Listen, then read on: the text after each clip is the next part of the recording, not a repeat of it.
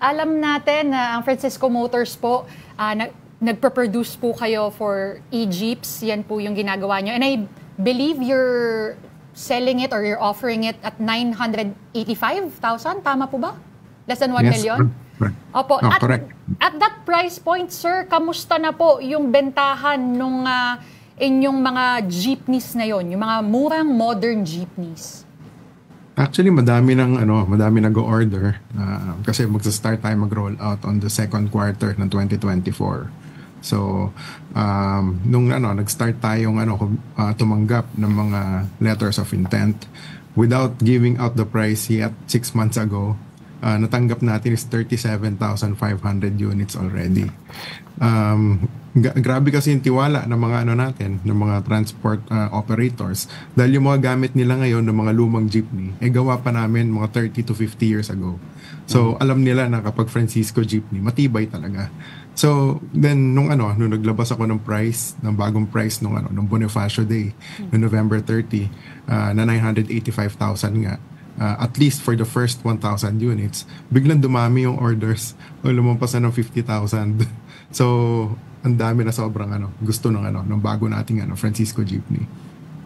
Sir Elmer, yung sinasabi po ninyong, yung ino-offer po ninyo na less than 1 million na unit versus yung sinasabi na nasa 2 million plus, ano ho ba ang mga pagkakaiba ho nun pagdating po sa mga detalye? Baka sabihin nila, 985, baka walang mga aircon yan. Baka naman 5 tao lang ang kasya dyan. Baka wala yan yung pag hinila mo, walang ha ng mga busina, ganun. Sir, ano ho ba yung differences ng 2 million versus 985,000? Actually, baliktad nga eh. Nakakapagtaka, bakit ang mahal ng mga binibenta nila minibus?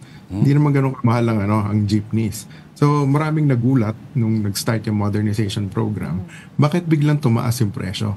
Alam mo, before nag-start yung program na yan, ang Francisco jeepney ay nagkakahalaga lang ng mga 675,000 o 850,000.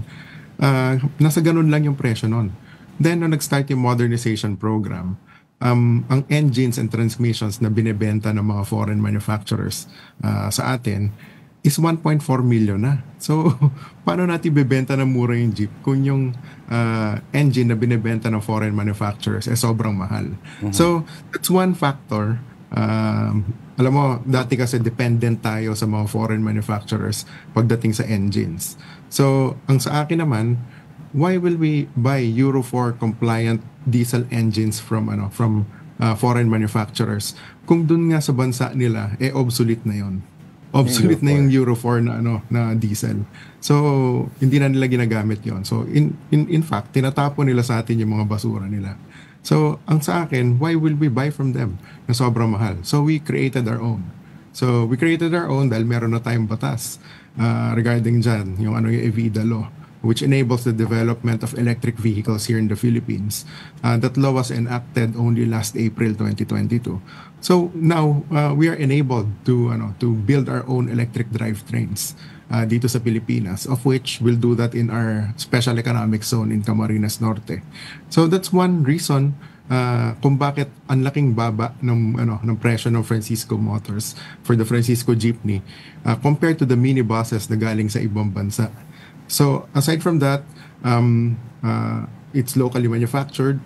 We retain the iconic design, the iconic look ng jeepney, of which sabi ko nga part na yan ng kultura natin. Sa mga bago po bang jeeps na ino-offer po ninyo, maaari pa rin maging customized. Halimbawa, gusto ko kunyari nakagawian na sa pamilya namin na ang busina namin ay yung hindi yung kundi yung ha. At mayroong nakalagay na katas ng Saudi, mga gayang-gayan. Customizable pa rin ho ba ito? O merong set na itsura na lang talaga yung mga jeep? Hindi. Alam mo, totoo lang, ang jeepney, expression yan eh. Correct. Kaya nga sabi ko bakit natin tatanggalin yung iconic design ng jeepney? That's part of our culture. Di ba? Kung makikita mo yung jeepney, makikita mo kung sino yung may-ari niyan. You will see the identity or yung character nung may-ari ng jeepney. Makikita mo yan. Like, yun, yung sinabi mo, yung katas ng Saudi. Alam mo, sa Francisco jeepney nagsimula yan. It came from one of our customers who was an OFW. Recently nga, tumawag yun sa akin. Sabi niya sa akin, Sir, paano yan? Nag-ano na ako, nag-OFW ako dati para makabili ng 3 jeep. Nakauwi na ako, napag-aral ko yung mga anak ko. Then ngayon, mawawala na ng prangkisa sa February 1 kasi hindi siya nakakonsolidate. So, sabi niya, pumunta siya sa Saudi para magtrabaho. Pero ngayon, hindi na siya pwede mag-OFW ulit. So, makikita mo yung katas ng Saudi, makikita mo yung hindi lang kasi yan public transportation. Simbolo rin yan ng pagsusumikap ng mga Pilipino. So, makita mo yon, katas ng Saudi, it means OFW siya, pinaghirapan niya yung jeep na yan para mamasada. Then marami pang mga nakasulat. Like yung sign nyo, at home nga ako sa sign nyo, jeepney. Yun, no? After light. Nag-gets si Sir Elmer. Di ba? Jeepney. Then itong isang jeep sa likod ko sa background, hari ng kalsada. Di ba? So yung mga ganyan, meron pa yung basta driver, sweet lover, di ba? Yung mga ganon. Maraming mga kataga na sinasabi natin na nilalagay sa mga jeepney. Ngayon ito, tingnan mo yung isang ginawa namin, it's color white. Bakit? It's a blank canvas. Pwedeng lagyan ng kahit anong design na gusto ng operator. Gusto niya ng magagandang tanawin, yung mga Mayon Volcano, Banawe Rice Terraces, or lagyan whatever mo ng gusto mo. Oo. Kung anong gusto niya. Alam mo, nagsimula kasi yan. Ang tatay ko kasi was the mechanical engineer. Then yung uncle ko, he was the artist. Yes. Artist, siya yung nagpipinta ng mga magagandang tanawin sa mga Francisco jeepney noon since 1947. Then doon nagsimula yung moving works of art. So kaya ang nangyari dyan is it's an expression ng mga na may-ari.